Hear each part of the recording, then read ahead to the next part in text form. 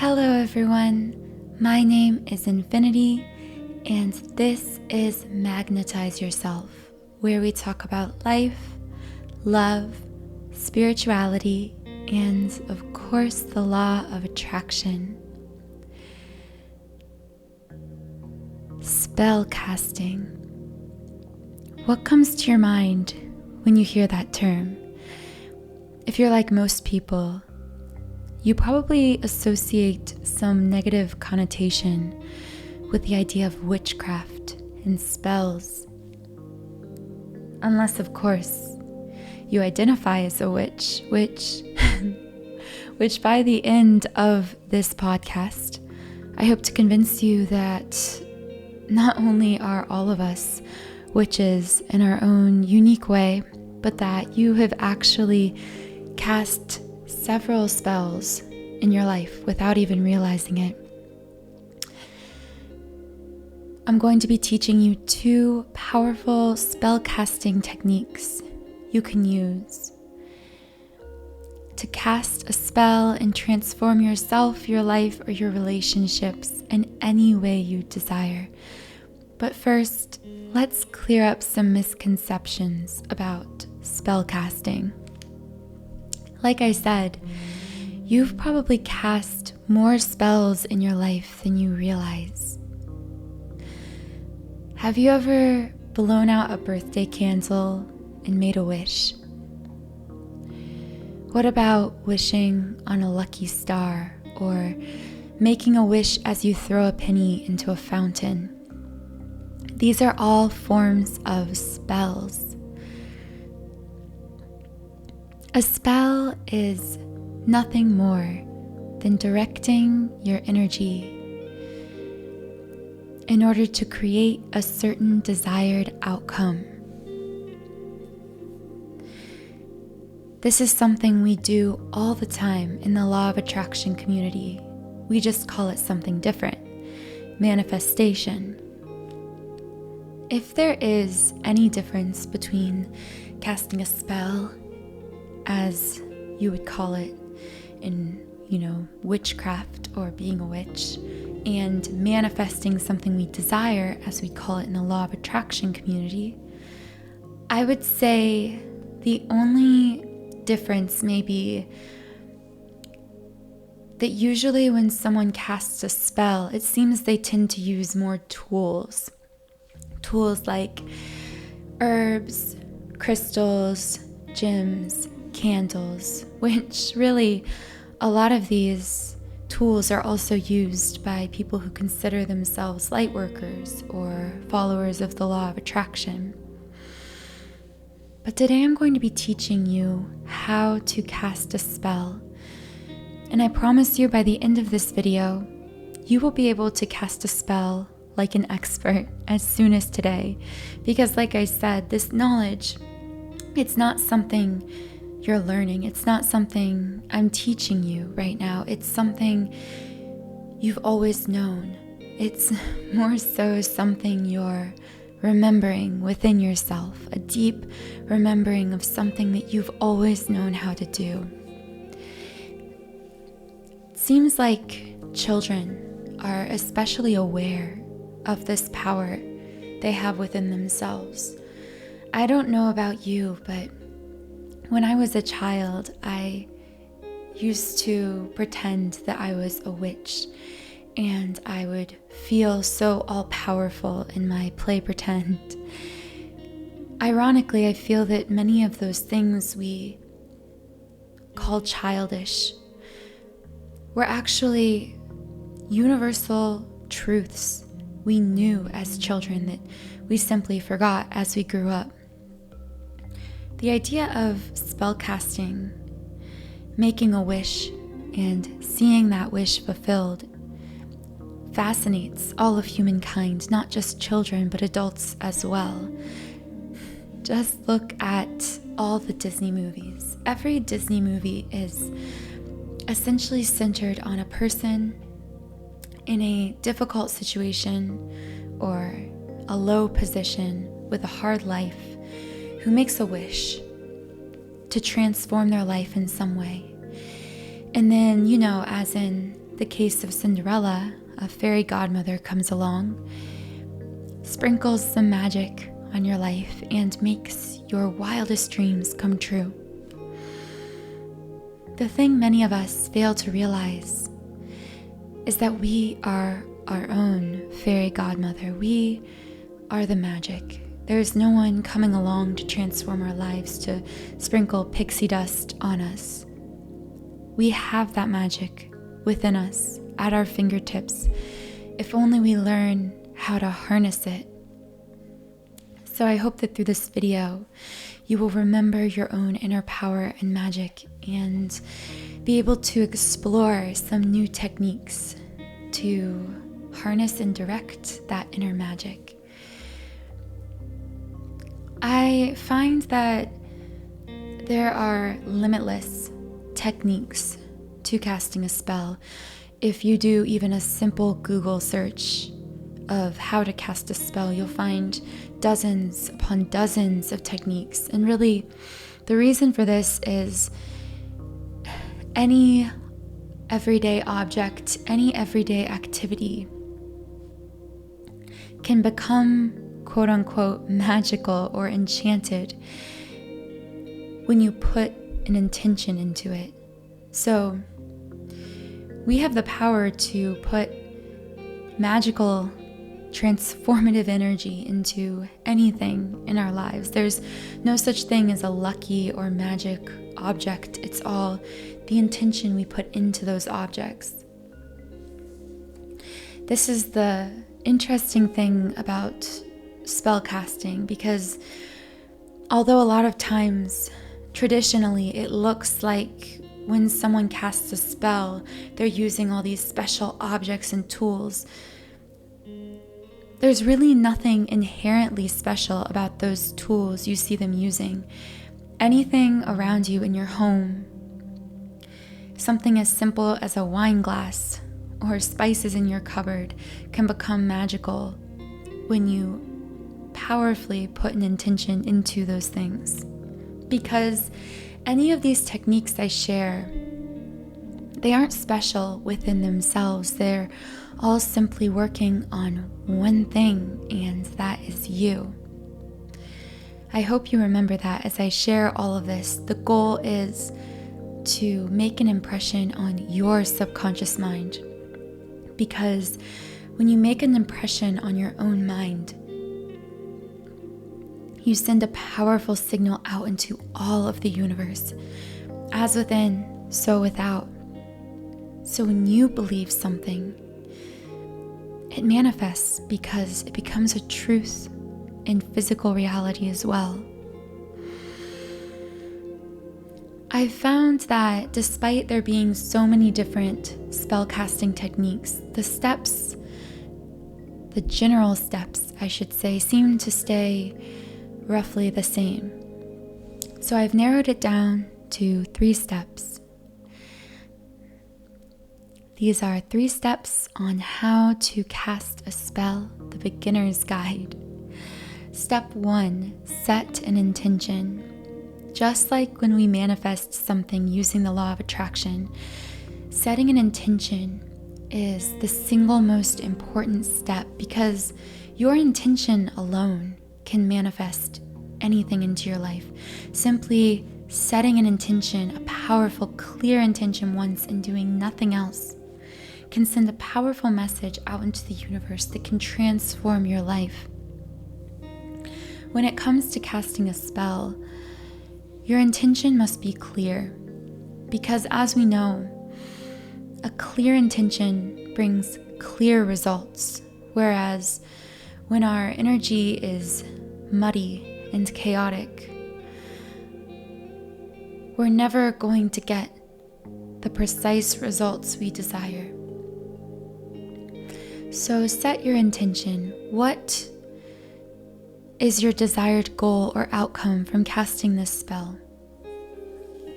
Once you've decided upon your intention, solidify it to yourself and to the universe. Make a concrete impression of this intention, either by saying it aloud or my favorite way to really solidify an intention is actually to write it down. So once you've spoken or written your clear intention for this spell, step number 2 is to make sure that your desired spell, your desired outcome, is not intended to harm, that it is only intended to uplift, heal, love, bring goodness to others. We all know about the law of karma, that what you send out to others comes back to you. Well, in witchcraft, there's a law that actually states that anything you send out through a spell returns to you threefold. So it's essentially the same concept of karma, except maybe even a little bit more amplified. You never want to be sending a harmful, destructive, or negative intention to anyone. Because as Neville Goddard says, and as we talked about in our video on how to change the past, every man you meet is a reflection of you. You can't help another without helping yourself, and equally, you can't harm another without harming yourself. So as you go about casting this spell, be sure that your spell is intended to uplift everyone it affects, whether it affects you or a friend or a lover or a family member. Always send out love and positive vibrations to others if you desire to receive love from others. Step 3, and the final step, is to choose or create your spellcasting technique. Like I said earlier, there are limitless numbers of techniques you can use to cast a spell. I'm only going to talk about 2 in this video because these are the ones that most resonate with me. If these resonate with you, you can use them in your own practice. If not, you could virtually create any kind of ritual, anything that helps you to powerfully set this intention, to send out this intention to the universe. Whatever does that for you is the perfect technique for you. But the 2 I like the most are candle burning as the first technique and incantations as the second technique. So we'll talk about candle burning first. So obviously, by the name of the technique, you're going to need candles. These don't need to be special in any way. They can even be Dollar Tree candles. For this particular practice, it's actually recommended to use just tea candles, small candles. And you're going to want several of these because something else that's very important when casting a spell is repetition. Repetition and rhythm is really emphasized in witchcraft. So the more you repeat something, the more you get your brain into the rhythm of repeating something over and over, whether it's a chant, an incantation, a ritual, the more powerful that energy becomes. So personally, I would get 7 tea candles and of course some kind of candle stand. And then all you're going to do is burn a candle every night for an allotted period of days. In my case, I prefer to do 7 days. And for best results, it's best to combine your spell casting practices with astrology. So you don't need to know a lot about astrology. I'm definitely no professional astrologist. But for example, Friday is Venus's day, so if the spell you're doing is love related, you might want to start this ritual on a Friday. For me, I like to start spells on a new moon because it symbolizes new beginnings. I believe that the creative powers of the universe are stronger than, working more in your favor than to create something new.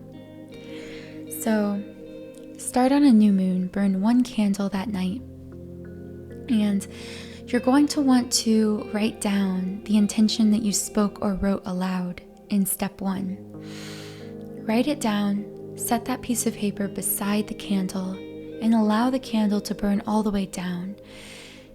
Most importantly, as this candle burns, you want to be imagining that all your doubts, fears, worries, insecurities are all burning away with this candle, and that you're forging this new life, this new thing, this desired outcome with every moment that this candle burns. This kind of visualization as the candle burns will really amplify your practice and your results. Repeat this process for 7 days, and at the end of it, trust that you have emitted this powerful intention out into the universe. Technique number 2 involves a very familiar concept for those of us who have been longtime followers of the law of attraction. Within modern success ideology or New Age ideology, we talk a lot about affirmations, particularly I am affirmations. And an incantation is equivalent to an affirmation. It's the same, it's just a witchy term for something we already do, following the law of attraction. Remember that when you write your affirmations, you should always write them in the present tense, I am, I have, and you should always write them in the positive. So your mind and the universe at large doesn't recognize a negative. So saying, I am not sick, will actually continue to perpetuate sickness in your life because the universe doesn't comprehend the word not. Instead, say, I am healthy. Again, repetition is very important, so repeat these affirmations a specific number of times every day or at certain times of the day. Something interesting that witchcraft brings to the table that I never thought about as a follower of the law of attraction until I studied this is that when you make an affirmation rhyme, it actually amplifies its power. I've read that it can as much as double the power because it sinks more deeply into your mind. So for absolute best results, make your affirmation rhyme somehow. This, again, like I said, with the importance of rhythm, this establishes a rhythm in your mind with your words. Another form of incantation is the creation of a mantra. You may have heard of these in yoga, where you chant something that doesn't really make sense in conscious words but has a meaning to your subconscious mind. Writing a mantra is actually very easy. I have more on this that might be easier to see laid out in my blog post, so that will be linked in the description box. But basically, all you'll do is take a short and sweet affirmation, such as in my blog post, I use the example, I am wealthy. Put all the letters together and then mix up the letters to form a word that really won't be a word. You're really going to have to look at my blog post to fully understand this, to see it visually. But it'll be something that doesn't sound like a word, sounds like some kind of an incomprehensible chant, kind of like a nonsense word. But the key is that because it's your affirmation mixed up, your subconscious mind will actually be able to hear it loud and clear, and it will bypass your conscious mind. This is the exact same concept we use with subliminal affirmations, which I love using every day. Because the idea with subliminal affirmations is the same. It's to confuse your conscious mind with other overlapping sounds while playing an affirmation that is audible to only your subconscious. So your conscious mind is like a gatekeeper. But when you use a mantra or listen to subliminals, for example, you bypass that gatekeeper and you're able to make incredibly powerful impressions on your subconscious and therefore manifest much faster. If you'd like to learn more about using subliminals to transform your life, or you would like to check out our library of over 65 powerful subliminal tracks that we've created that you can use to transform your appearance, your relationships, your business, your money, income stream, basically anything about your life, you can get a 7-day free trial of unlimited access to all of our tracks, and that will be in the description box below. But anyway, that's the key here. It's the key with a mantra as opposed to a traditional incantation or affirmation is to bypass the conscious mind and make an impression on the subconscious.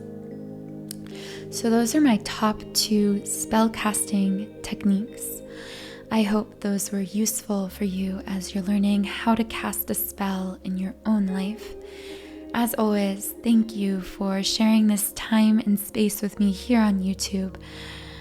I've loved connecting with all of you and sharing these thoughts with all of you. Please subscribe if I resonate with you so we can continue to build this like-minded community of conscious creators here together on YouTube. You can also follow me on Instagram or check out my blog post where I share more information on how to cast a spell. Those will all be in the description box. Thank you again. I hope you have an amazing rest of your day, and I'll see you all in the next podcast.